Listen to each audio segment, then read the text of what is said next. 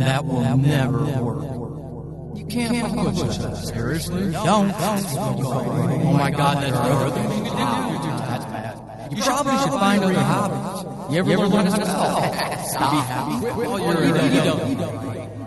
Don't bother me. Do you really want to? And my third grade, give it up.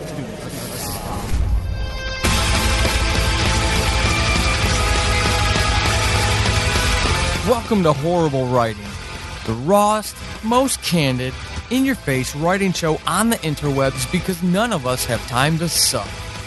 Let's do this.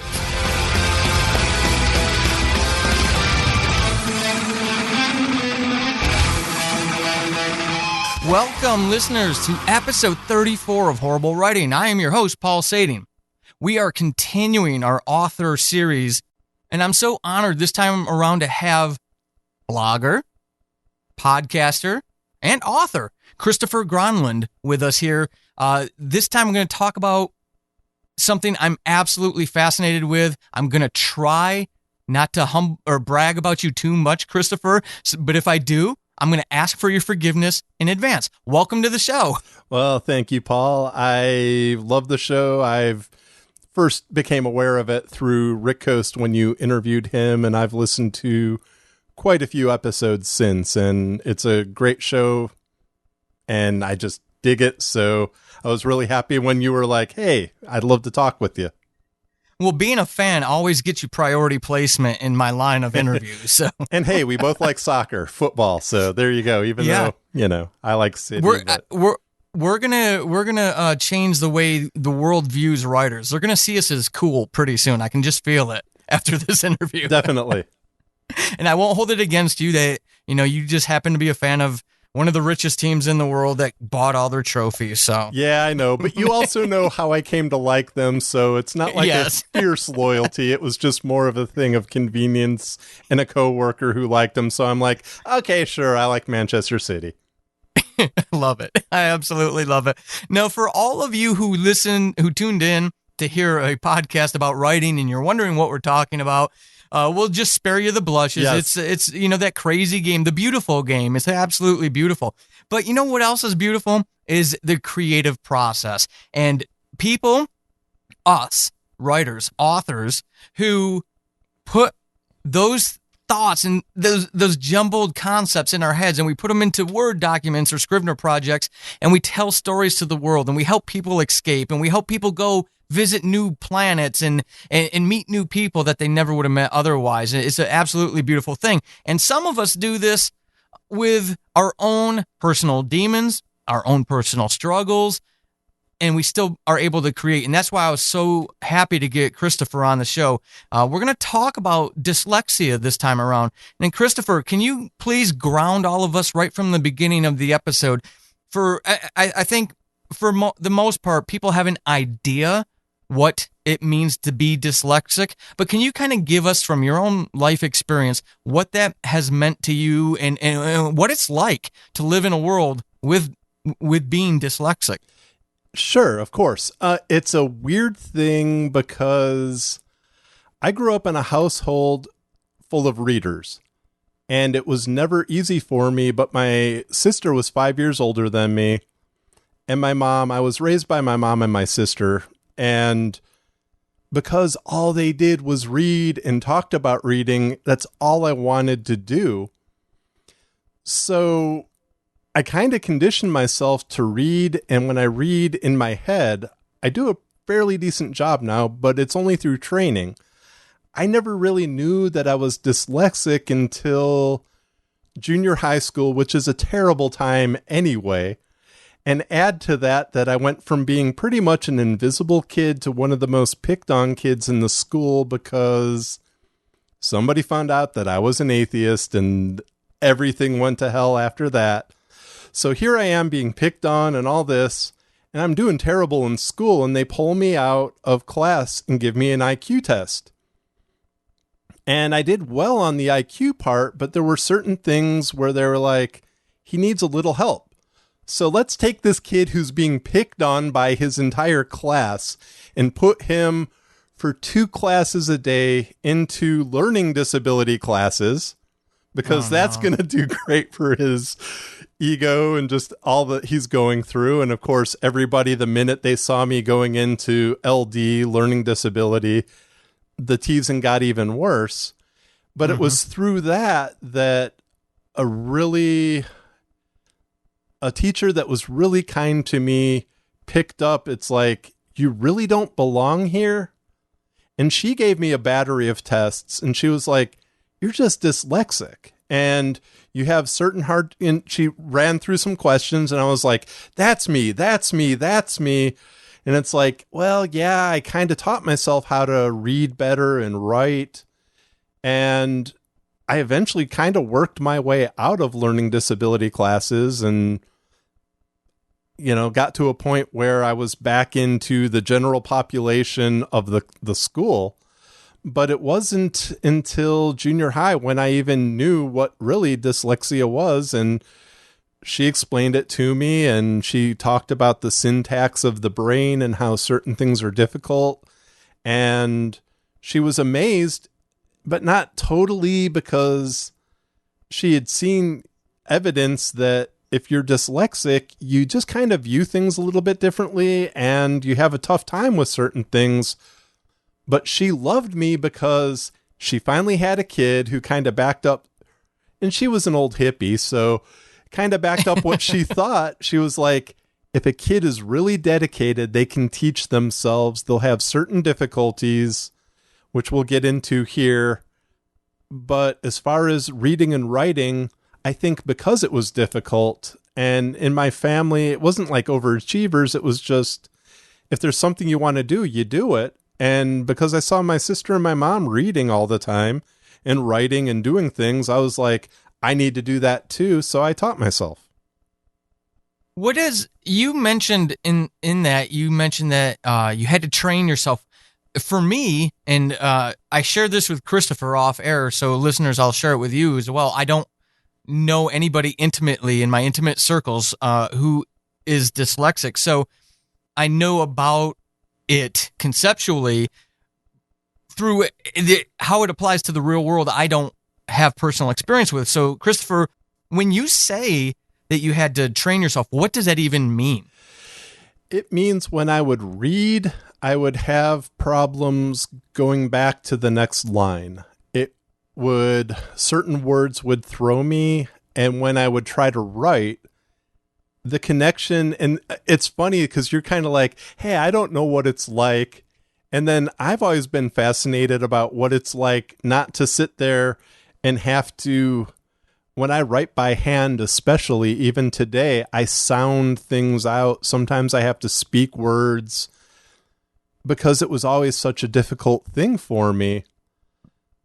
So I guess it's kind of like I knew what I wanted to do.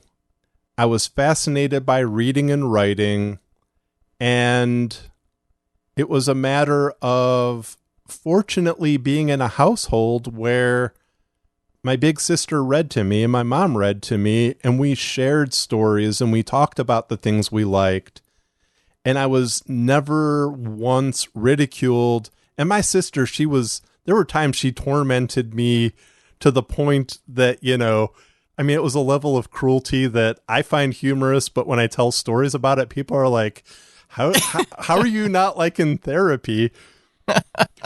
But you said this is your older sister though, right? Yeah, it was my older sister. She was 5 years older than me, but she knew that I had a hard time, and she would just sit there patiently and let me read to her. And, she never made fun of me for like reading out loud when I was trying to read to myself or things like that, or dragging my finger across lines, things along those lines. And like anything you do, if you do it enough and you practice enough, there comes that point at which you're able to do it with a certain degree of confidence. This is a hard question, but listening to that story, that's absolutely wonderful, because this older sibling's job is to torture their younger siblings. Yes. So, she did her job in that respect, but then she really stepped out of that sister mold. And I mean, to do that with you, I can only imagine for her at that age, it was obviously very important to her. For you, as a grown adult now, how do you feel that impacted your life to have that kind of support at home with a passionate family who read, and then even an older sibling who would take their time like that with you as you went and trained yourself? When I look back, I mean, I'm very close with my mom. My wife and I mean, we kick off every weekend, usually Friday night, going and visiting my mom because we both adore her. And when I look back, it's like, for any faults my sister and my mom had, we were such a close-knit group. You know, my dad was around, but he had moved to Kansas. My mom and dad divorced when I was 5. So he was kind of off in another state, very supportive and very cool, but it was mainly my sister and my mom for years. My mom eventually remarried, and, you know, I had a stepfather later in life, but at that time, it meant the world to me because, you know, while all my friends were looking at, you know, sports figures and other people as their heroes, I'm looking up to my sister and my mom, and it's like, I want to read the books that my sister and my mom are reading. So I was reading 5 years and 26 years ahead of myself eventually because I wanted to be able to talk about the books that they were into. And because I had that support from both of them, I was able to kind of overcome that. I still have a ridiculously hard time reading out loud.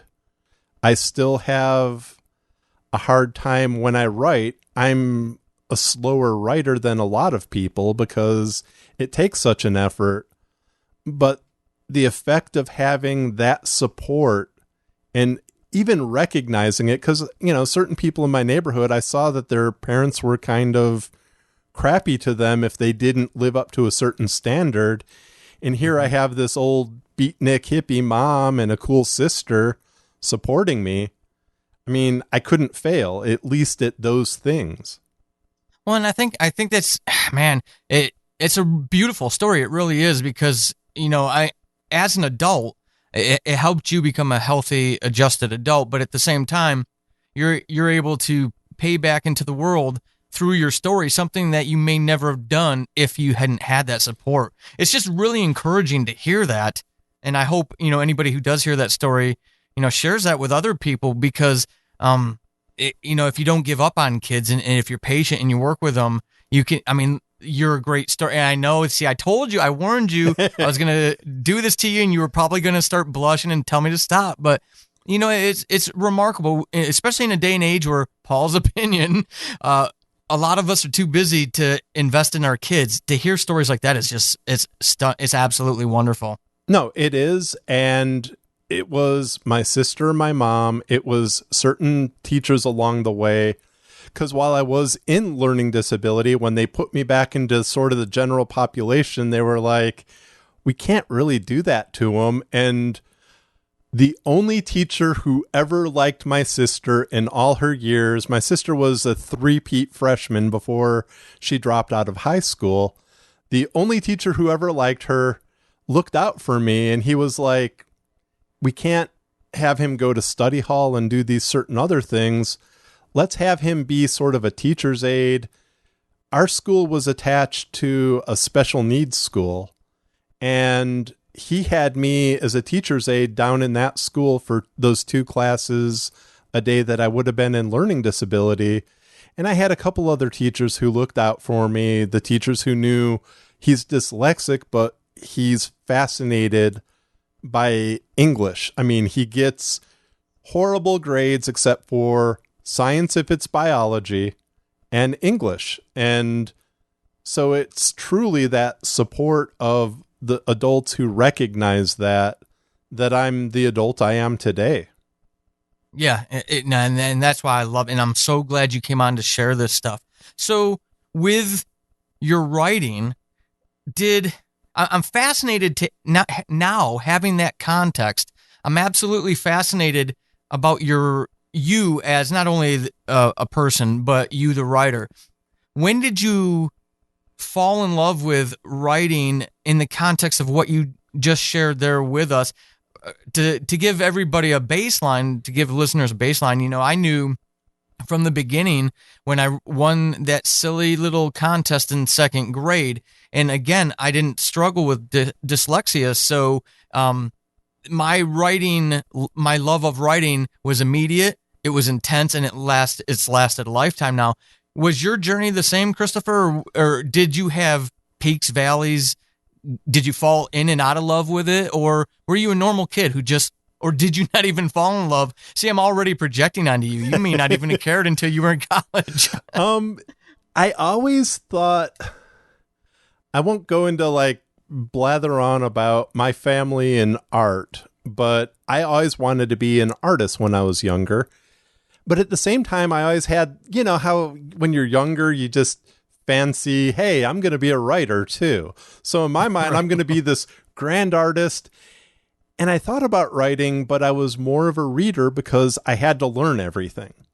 And it really wasn't until, of course, like you said, like fifth grade, I wrote a story and the teacher pulled me aside, and she was one of those teachers who looked out for me. And she was like, this is really good. And you need to do, as you go forward in life, consider this. And then, a couple times in high school, stuff like that came up. But like in high school, my big hobby is juggling. And in high school, I was like, I'm going to be a juggler when I grow up. I'm going to be one of those freaks at the Renaissance Festival who eventually works his way up to other things. And it wasn't until I was 19, 20 that I started taking writing as a serious thing that I would actually work toward. It was always a thing in the back of my mind of, well, yeah, I'm going to be a writer when I grow up, but I didn't write really, except for bad high school angst poetry and journals that I've tossed. But it was after high school, there came a certain sense of freedom. I was in college studying wildlife biology.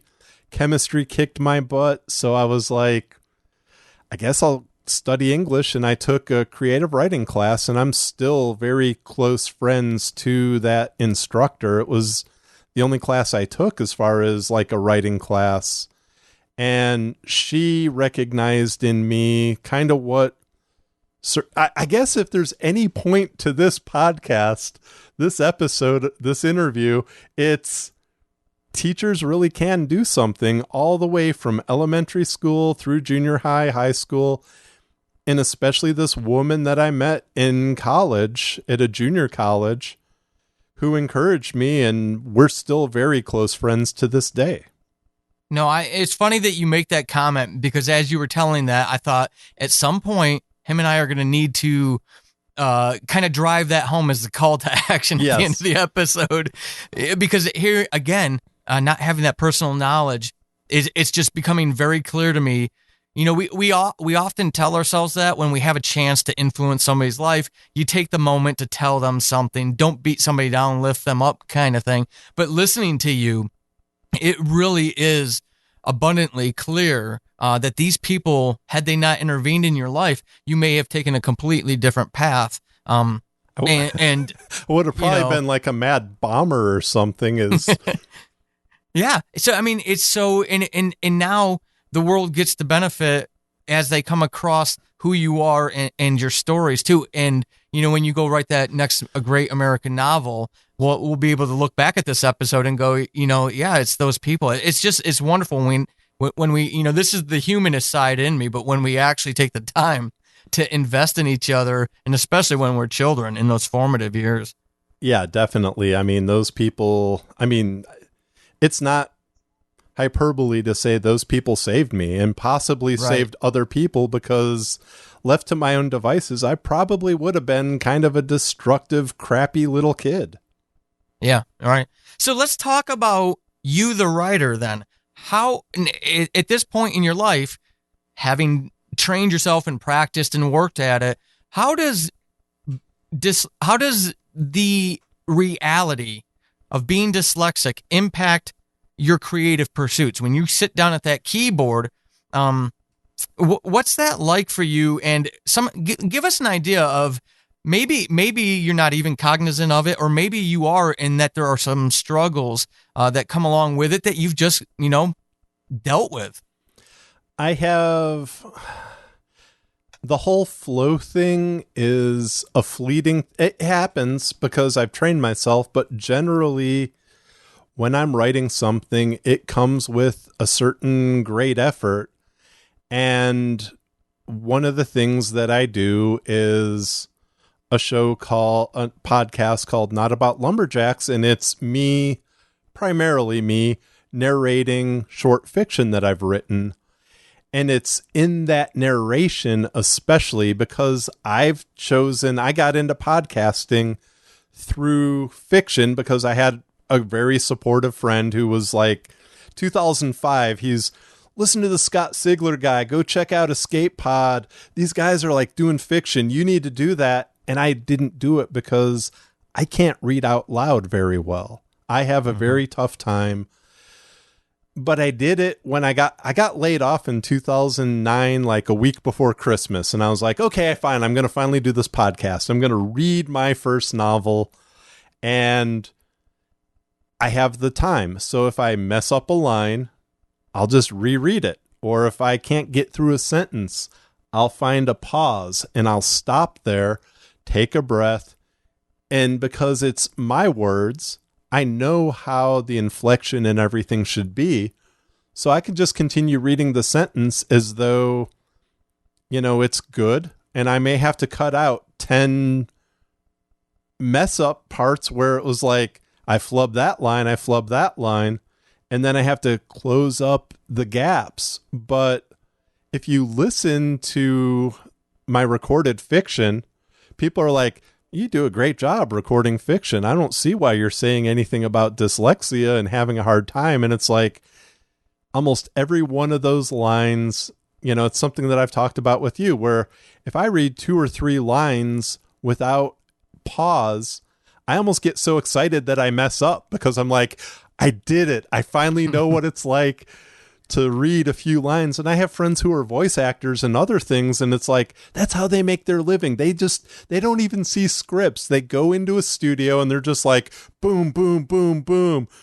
And to me, I'm like, I can't even read lines that I've written that well. Right. So it's a slow going process with the writing, and then it's a slow going process with the recording.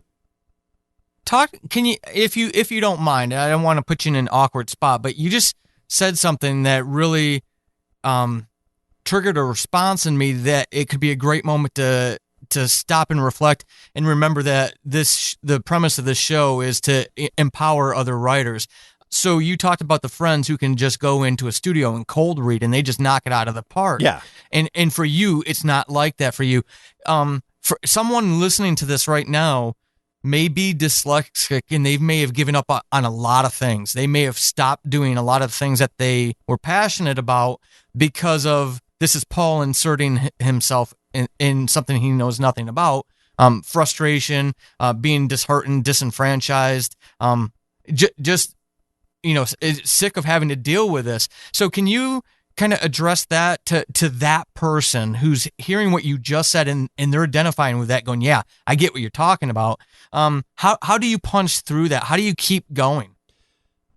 It's just a matter of kind of believing in yourself enough to do it once. And this is because another thing I do enjoy is being part of a podcast community. Here in Dallas, there's a group called Podcast Dallas, and I've spoken there several times. I've spoken at some tech conferences. But if you go back to high school when we had speech classes, which to me were the only time I was ever really allowed to be creative. It was like in English class, it was like, you're going to write about this book. You're going to do this in this class. Here is math, which I won't even go into math and me because after my 3rd attempt in summer school at algebra, they were just like, just pass him. He's smart enough. But when it came to speaking and speech, I wanted to do this because it's like, finally, I have a voice. This is the first time. It was my senior year, the last semester of my senior year in this podunk little Texas school. And I finally have a voice and I have to do this. So it was a struggle, but I got through it. And then I reminded myself, okay, you did this once before, you could do it again and you could do it better. And I started thinking when I was a kid and I would read out loud with my sister. I mean, sitting there reading Laura Ingalls Wilder, all we were like Little House on the Prairie geeks. It was like one of the Little House on the Prairie and Evel Knievel were like the two things we agreed on the TV, and we loved the books. And those books helped me read out loud. And I went back and I'm like, I got through it and I can get through this. Later, I mentioned I juggle. I started street performing. And the very first time I went out and I'm street performing, I'm in Dallas, in West End, for anybody who knows Dallas.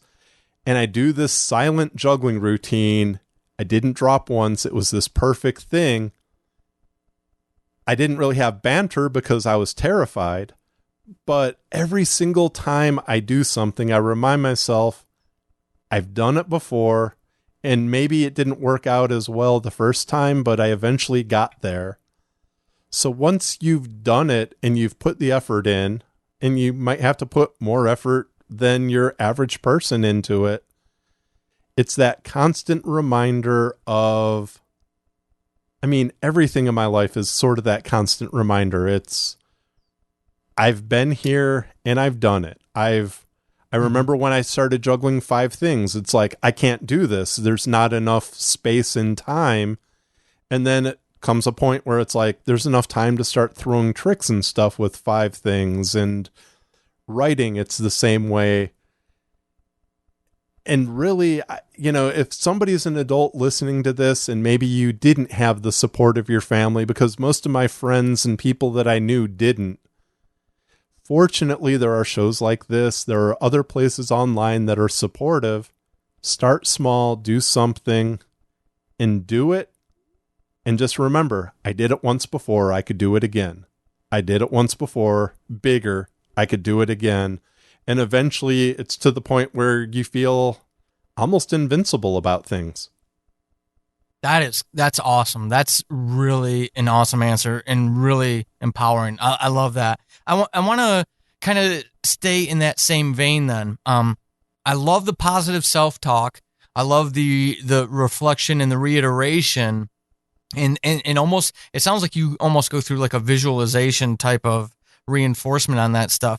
When you're writing, so what kind of writer are you? Are you the person who just does a verbal vomit on the page, or are you one of those tortured souls who stops and edits yourself as you go along?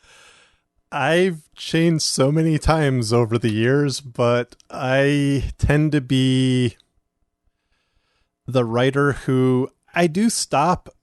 It's only because I recognize that I'm shooting for a certain base. It's not like I have to have perfection in those early drafts, but I do know that there are certain structures, because this is one of the things I got big time, and probably one of the reasons I did well when I started writing.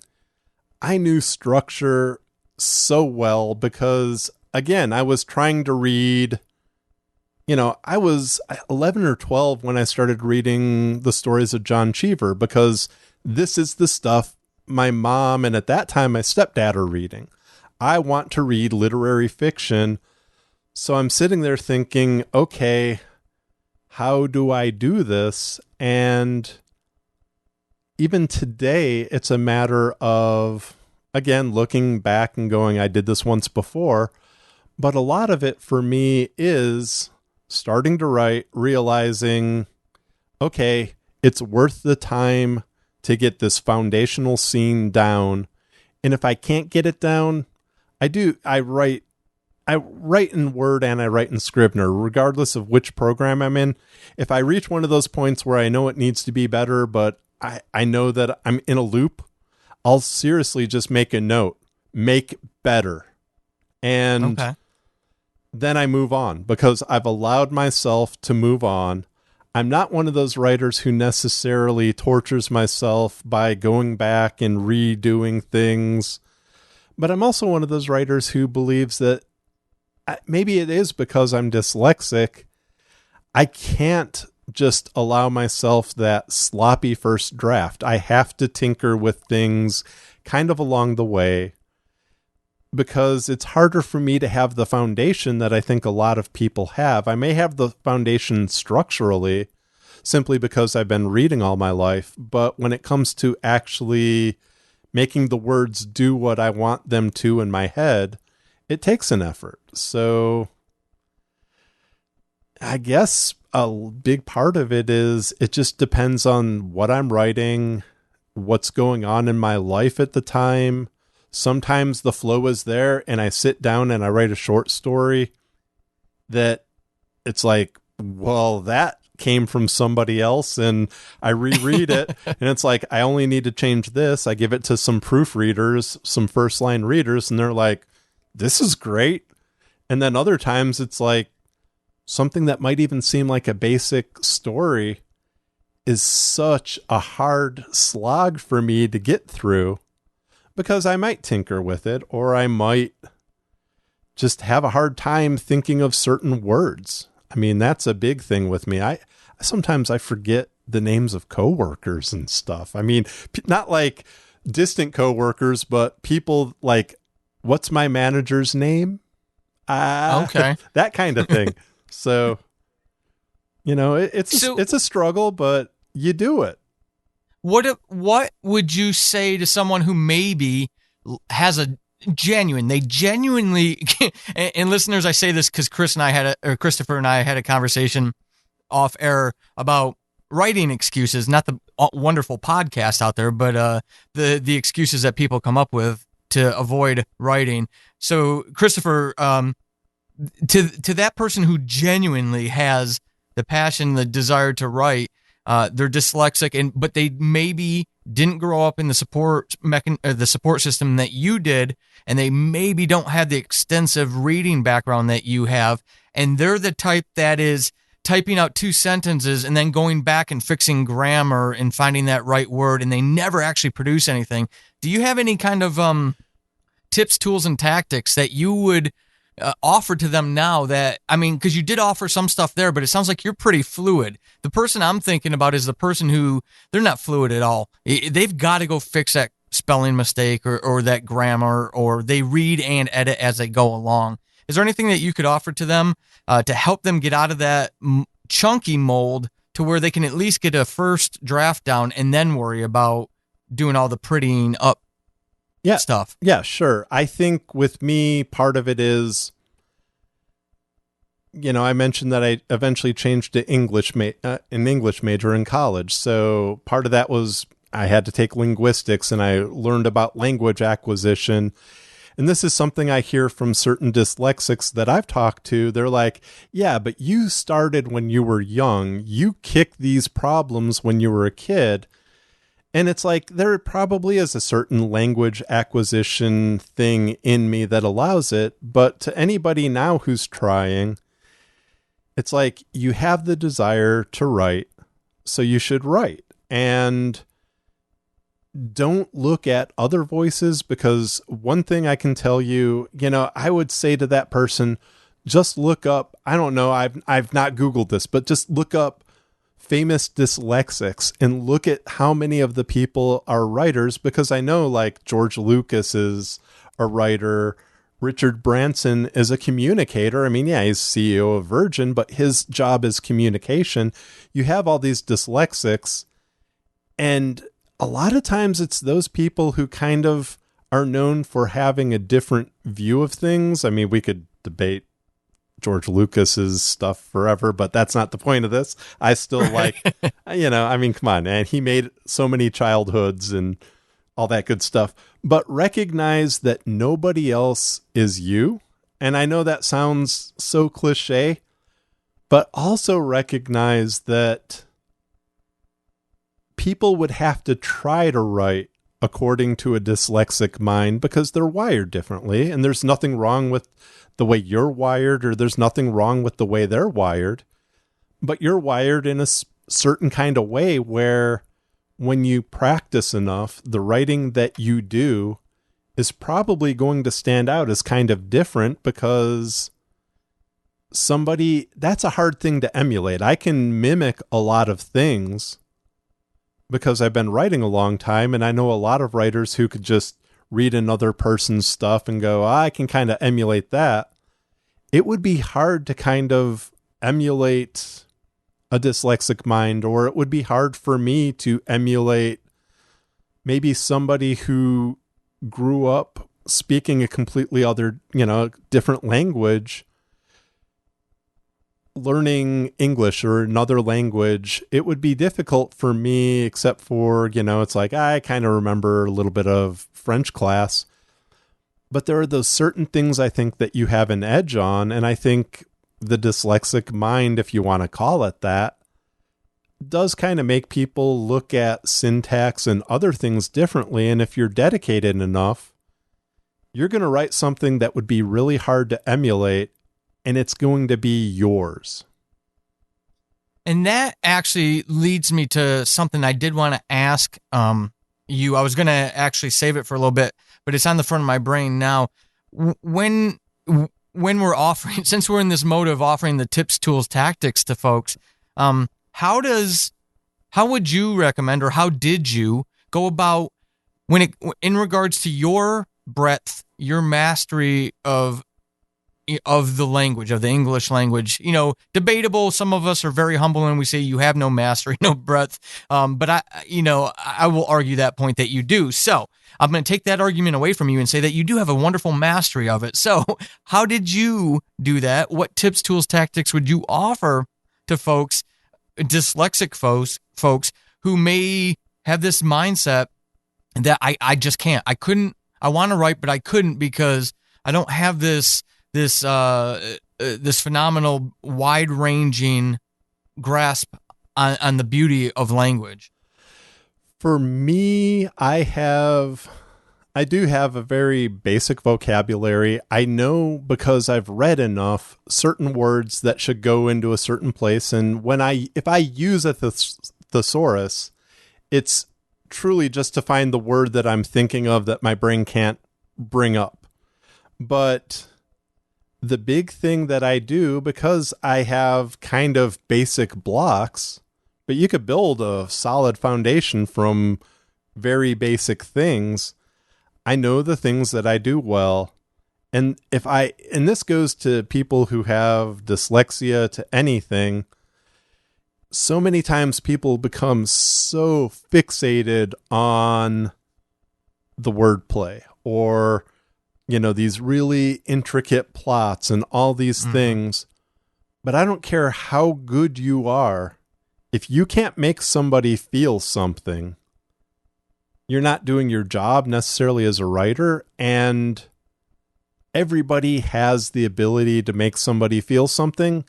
And if you're struggling, and maybe you're dyslexic, or maybe you're just starting out, you've always wanted to write, and your day job has been in the way, and you feel like, well, I'm a couple decades behind. Here's this basic guy with dyslexia, but he has 30 years writing behind him. The thing is, you have that experience, and you can make people feel something with just certain basic elements. And maybe for the beginning of your new writing career, whatever you want to call it, you kind of rely on certain hooks, but you'll eventually expand beyond that. But if you're dyslexic, you've probably had a hard time with things in your life. So all you have to do is, don't necessarily do something autobiographical unless that's what it takes initially, maybe in privacy, to get some words out. But just simply make people feel something, and you've defeated some of the better literary writers out there who can turn a phrase and fill an entire book with some of the most beautiful prose. But you reach the end and you're like, nothing happened. I didn't feel anything. It was like, Yep. the pretty words, and man, that person can write the hell out of sentences, but have they ever actually talked to another human? Yeah, I think you and I have read the same books. Yes. No. And I love literary fiction, but a lot of it is horrible in that regard where there's no feeling. It's just this sterile exercise. And given the wordplay versus the emotion, if you can pull off the emotion, you've won. Right. No, I absolutely agree with you. Okay, so before I put you on the spot and ask you for a horrible writing example, I want to ask you one more question that is the bane of a lot of writers' existence. Stephen King is notorious in his opinion on if you want to be a good writer, you need to do a lot of reading. I don't remember the verbatim quote, but it was something along the lines of, if you don't have time to read, you don't have time to write, type of stuff. So, a budding writer, a dyslexic budding writer is going to see that from Stephen King. They're going to hear what you're saying today, and they're going to identify with it and go, yeah, that's exactly what I'm dealing with there. So for you, in the context of, hey, as writers, we really should be reading, yes, and through your own experience, because I know what I do. When I read, I love to write horror, so I can read a trash horror and I can be doing the dishes at the same time, which is, easily done. If I read something from Clive Barker back in the day, his mastery of the language is so beautiful that I want nothing else going on in my world, because I want to break down each and every sentence, like it's a deep fried turkey on Thanksgiving and I haven't eaten in 2 days. I mean, it's just, that's how I love to consume what he writes, because for his writing, it really speaks to me on that deep of a level. So for you, Christopher, you hear things like that. If you want to write, you need to read. And the dyslexic reader is going, hey, yeah, I do, but it's a real struggle. Is there a fair process that you could share with folks, or a tip that you could share with folks about how to do that analytical reading as a budding writer, or as an aspiring writer, or as an experienced writer, as a dyslexic? Do you do those same types of things that I do with Clive Barker? Is it possible? Is it not? And what do you do to work around that? Can you kind of walk us through that? Yeah, I think I do have that advantage of always having read, but that also influenced one of the reasons why, at least when it comes to something like a novel, I'm always going to veer more literary.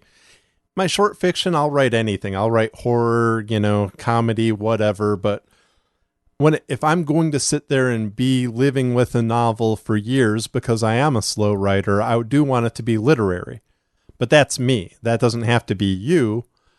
We've all either read stories or we've seen stories. And again, you kind of see basic patterns. And that's, I think, and I can't say that my experience as a dyslexic is like everybody's, but patterns, and especially the interruption of patterns, is the big thing, because especially as a kid, I would get so frustrated because it's like, I know what I want to say. I know how to read, but I can't do it out loud. I would have those issues with it. But then I just started kind of realizing, here's this basic thing before me, whether it's a movie, a book, whatever, and you start seeing those certain elements. And maybe because you're kind of on an outside looking in or whatever, right there, if you look at a lot of my fiction, it's often about an outcast making good on something. I mean, it might be something as ridiculous about, hey, this is a guy who fell out of a wealthy family and he's found this magic 8-ball that tells him the truth, and he wins the lottery and he's able to travel and do these great things. But that's something that kind of comes naturally to me because I've been that outcast in so many ways. And I'm sure as I accumulate a body of work, people could go, here he is with that kind of story again. And then other people are like, here he is with that kind of story again. And this is the kind of story that he does better than anybody out there because he's been picked on and he's been the outcast. If you're dyslexic or any kind of, if you've had a day job that has destroyed you and, maybe your marriage is gone or whatever, you never even had a marriage, nobody could tell that kind of story better than you. And it kind of goes back to what I just said about make them feel something. And it doesn't have to be intricate. It could just simply be almost a slice of life vignette. I mean, vaguely autobiographical if you want at first, but you'll get to the point where you begin having a certain confidence where, again, it goes back to what I said in the beginning. I've done this before once. I can do it again. And each time you get a little bit broader in what you can do. And then one day you find yourself thinking, sure, I can pull off a literary trilogy that takes this person's life from the moment she's born to the very end of her life. I'm good with that. And you look back and you go, of course I could do that. But if you had seen that when you were younger or just beginning, you'd be like, there's no way that I could ever be that person. And it just comes from Paul and I wake up early and write. And, we write on lunch breaks, these kinds of things. And it's kind of like, for me, that struggle, because that's kind of what we're talking about. If I'm writing on lunch break, that's in defiance of a day job that I would rather not be doing because I enjoy writing fiction more than I enjoy being a technical writer for a large software company. Okay, that's absolutely what I was hoping for there. I don't speak from a position of knowledge, so I rely on guests of horrible writing to be able to share that stuff. Folks, it's all about empowerment through candor. I've said that from the first episode of this show. I'll say it until I record the last episode of this show. As writers, it's a struggle. It's a lonely struggle. Even though we've got a growing community, thanks to the internet, it's still a lonely struggle a lot of the time. And we can be the writer. I've said this to a lot of friends who don't get why I do all the writing stuff, or they don't get my angry Facebook rants, things like that. The writer's head is a terrible, terrible place to be sometimes. And when we don't have that sense of community, it can be even worse. And then you compile that with having to deal with things that maybe a lot of other people don't have to. That's why I do this, and this is why I get folks like Christopher on to share these parts of their personal lives, their personal stories, to show us that it can be done. And Christopher, I mean, you just knocked it out of the park. I've got a couple notes down here that I'm going to meme you on in the future. So I'm going to ask for your attribution permission because it was just so powerful. It was so rich and just really encouraging. And it doesn't even apply necessarily just to a dyslexic writer. It was just good human writer advice. So some great stuff. But I'm not going to let you get off the docket that easily. You've got I've got you in a corner. You can't squirm away from me. And the writing public wants to know about a horrible writing experience. Now, for new listeners, if this is your first ever episode of Horrible Writing, what I do is I get these wonderful people on who share their perspective, their history, their craft, their struggles, their personal journeys. And then when they've given us all that goodness, I punch them one more time for a horrible writing experience. Something that they've dealt with, something that a silly decision, a bad experience that they've had that they're willing to come on air and talk about. So, Christopher, what is your horrible writing experience? My horrible writing experience kind of captures a lot of the insecurities of my entire life up to the point when I started writing. When I started writing, I was writing short stories, and then I fortunately have a bunch of friends who were doing comic book things. And I was like, sure, okay, I'm around you. I'll write a comic book thing. And met a publisher at a comic convention who's like, hey, we have this horror compilation coming out, this really cool anthology. We're getting ready to launch big, thick books. And we're going to do this little test run with this thing called Creature Features with Mojo Press. So go ahead and, pitch something to me. And I did. And I wrote this story that got the very first thing that I ever wrote with the goal of being published was accepted. So I'm sitting there thinking, well, this writing thing is easy, man. And then, it took a while for the book to come out. And there was a signing down in Austin, and I'm up in Dallas. So it's about 3.5 hours drive, but I'm sitting there thinking, okay, this is going to be fun because I've been invited to my first signing. This is what writers do. And I'm going to go down to Austin, and this is going to be great. And I'm going to see all my Austin buddies because half the people who did this book were out of Austin or San Antonio, just that whole area, Texas based. So there's going to be tons of people that I know. I get down there, and the only other person who shows up for the signing is Joe R. Lansdale, who is a famous writer now. I mean, even back then he was kind of the pull of this book. It was like, hey, we have a Joe R. Lansdale story in here, and we're going to kind of do a lot of stuff. And they publish some Lansdale things. So I get down there, and there's people coming into this comic shop to see Lansdale. They weren't there to see me. And instantly I felt like I was in junior high school being picked, being picked on for being the learning disability kid. I felt like I didn't belong. And I pulled to the side, and Lansdale's like, get over here, man. Sign some friggin' books. That's why you're down. You drove down from Dallas.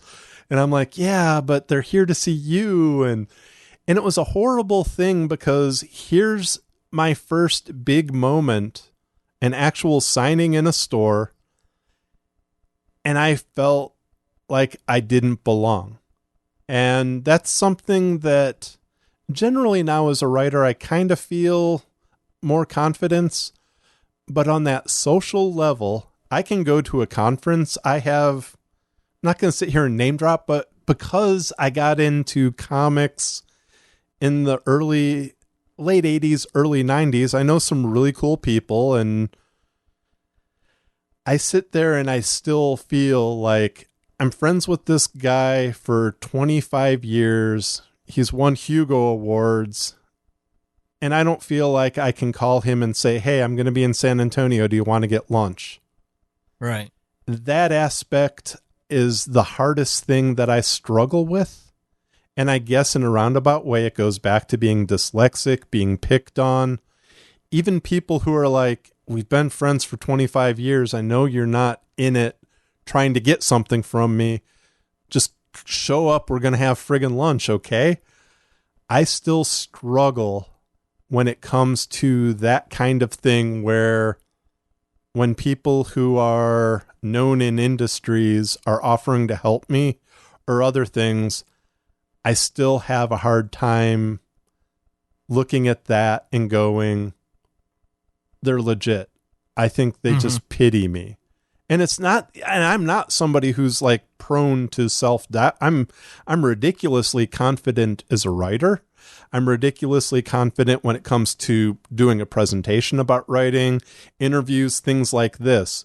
But when I get around that combination of people I look up to, and I'm like, they're the people you should be here for.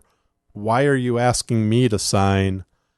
I drove back to Dallas with my wife, and I felt mortified. It was like, it was me and Lansdale, and I didn't belong. And that's that whole imposter syndrome.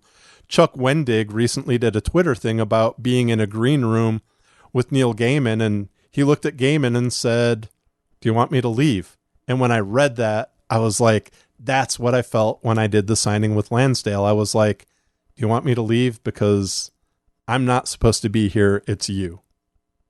Right. Yeah, that's imposter syndrome on steroids right there. Oh, yeah. I mean, wow. I really empathize with you because I would not have done anything differently than what you did at all in Yeah. that situation. And if the whole Austin crew had shown up, I would have been like, yeah, I would have been right there, patting Lansdale in the back, being like, hey, and making friends and stuff. But since it was just the two of us and and I have that certain respect. It's like, you're the person that's deserving of this moment. Let me just step back and give it to you. Yeah, and I think that's a healthy reframing of it too, right? Instead of us being our self-deprecating selves, to reframe it like that in a much healthier way. Then, I mean, at this point in his life, his works compared to yours, I can totally get where you're coming from, Right. and it could be a respect thing. I totally understand that, and we've got to do those healthy things to keep ourselves grounded. I had a chat with another writer the other day, and we were talking about the falsely. I can't remember how in the course of the conversation we said it, but those writers who are a little too sure of themselves without being proven yet, kind of thing. That healthy humility, that could be a precarious balance, but it didn't stop you. You're still out there in public, you're still creating, you're still putting your show out there with your short stories out there, and didn't let this imposter thing crush you. Whereas it could have crushed you on another day, or any of us. No, totally. And I think a lot of that, and this would be another bit of advice to anybody. I know you're part of a writing group. I was part of a group with some friends. I came up in comics where all of Texas, I mean, we used to meet and have statewide meetings of comic book creators. Bill Willingham had a studio, and he was just like, yeah, come on down. Once every year, we're going to have this big meeting. So when I was around people that I kind of saw on the same level, I'm fine. But when it comes to that whole thing of, if I were to meet somebody like John Irving, I'd probably just sit there and blush and be like, I don't, it's not even like I don't deserve to be in your presence, but it's like, you're the man to me because the first literary novel I read was yours. And so if you're one of those people who's kind of nervous in that regard, go find people on your level. And this is something that I'm fascinated with, because so many people are out there and they're like, I need to go after these famous people. And it's like, the famous people don't have time necessarily. They're nice people. But if you look at movements, literary movements, artist movements, all these things throughout history, these groups that you worship came up together, often from nothing. So appreciate the people on your same level, because eventually you may all blow up and become your own movement. Right. Yeah, that's a wonderful sentiment. Absolutely wonderful sentiment. With having said that, now that you've given so much of yourself, Christopher, so I want to thank you for that. And not only in your horrible writing experience that you just shared with us, but throughout this entire thing. From the very beginning, you shared very candidly, very honestly about some stuff that it can be intimate. And I can't thank you enough for that. I want to thank you for that time, and thank you for sharing those stories. And I'm sure you've just helped innumerable people, and it doesn't matter. Again, you've helped me, and I don't have anybody in my circles who is dyslexic, but you've helped me empathize on a greater level than I did an hour ago, and I'm sure that's going to be a common reaction from this. Now that you've got a bunch of people newly in love with you, let's talk about some of the stuff that you're doing, some of the stuff that you have done. You've got some novels out there, and you've got this fiction podcast. So can you talk about some of the, maybe not just the stuff that you already have out to the world, but maybe even some of the things that are coming out? Okay, the fiction, well, first, the novel, you can go to Amazon. It's called Hell Comes with Wood Panel Doors. First novel, also the very first podcast I did. It's a humorous coming-of-age story about a family traveling cross-country in a possessed station wagon. So it's humor, it's hokey, but it's fun. And again, it's the best example I have of make them feel something, because people get to the end of that novel and they cry. And I love that because it's like tears of happiness. But I also, Paul has mentioned the fiction podcast I do. It's called Not About Lumberjacks. If you go to nolumberjacks.com, notaboutlumberjacks.com, it'll take you there, and there's like a link. If you click the quick list, it'll just go straight to all the stories. I also do blog at thejugglingwriter.com, and I don't update that quite as much, but I do offer some writing tips. I wouldn't even say necessarily sharing writing tips, just things that work for me in the hope that it works for other people, kind of what Paul is doing with this show. And then as far as what I'm working on kind of a literary trilogy that, oddly enough, goes back to Hell Comes with Wood Panel Doors. The characters in that novel are going to scatter the ashes of the narrator's grandmother. And there's one chapter in there that borders on, not even a full chapter, part of it, that borders on literary. And I fell in love with the grandmother's character, who's a magician's assistant. And I was like, I can't let that character die. So I'm in the midst of writing a historical series about this woman born in a circus in the early 20s and her rise to fame as a magician in the 40s and 50s. Oh, that is neat. That is really, isn't it such a transcendent experience when our characters move us like that? Oh, yeah. And that's the thing. It was just like, and I think that part of the novel made me realize, because, I was like, I can pull off humor. I don't know if I could pull off a novel. So it was a point A, point B. It was like, they're in New Jersey. They're going to the Grand Canyon. Here are some funny places along the way. And then there's this one chapter talking about the birth of the narrator's mother and aunt, both of whom are on the trip.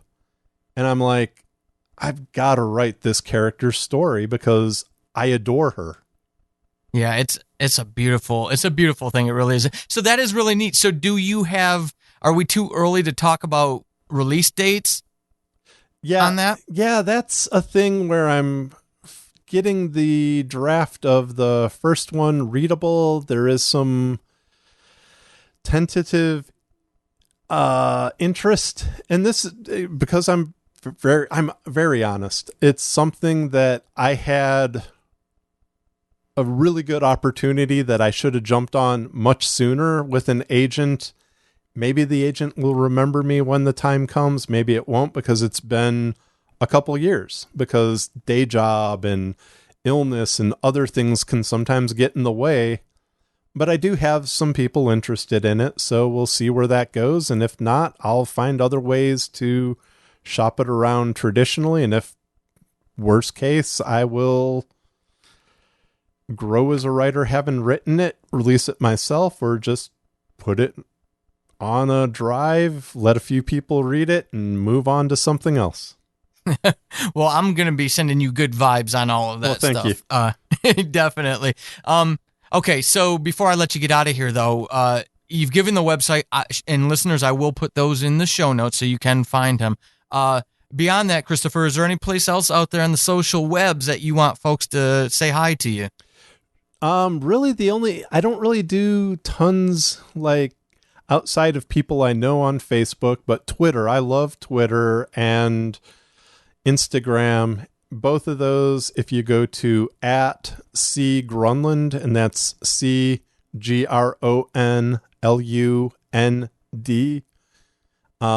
you can see what I'm up to and the goofy things that I like throwing out there in the world. In addition to all the good vibes. Yes.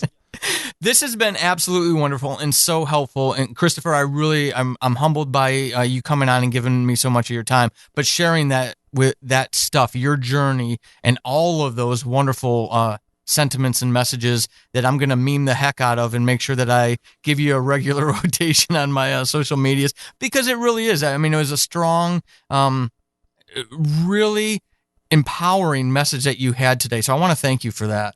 Well, you're welcome, and thank you for giving me the opportunity. And I've loved the show. I loved the couple of people I know who have been on it, and